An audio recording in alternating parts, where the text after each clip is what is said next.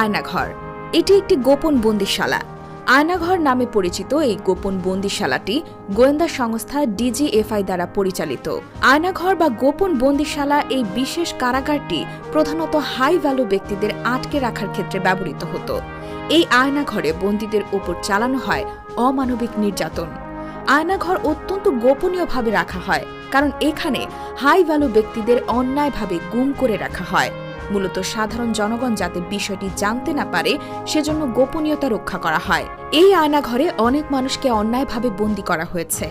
আয়নাঘর থেকে ফিরে আসা নাম প্রকাশে অনিচ্ছুক একজন ব্যক্তি বলেন, আমাকে গুম করে রাখা হয় জয়েন্ট ইন্টারোগেশন সেলে। সেটাকে ডেভেলপ করে আয়নাঘর বানানো হয়। প্রচুর লোক সেখানে আটকানো আছে। তারা মানবেতর জীবনযাপন করছেন। সেখানে নির্যাতন চলছে। দীর্ঘদিন তারা রাতে ঘুমাতে পারে না। এটা একটা স্বাধীন দেশ হতে পারে না। আমরা কারো পরাধীন না।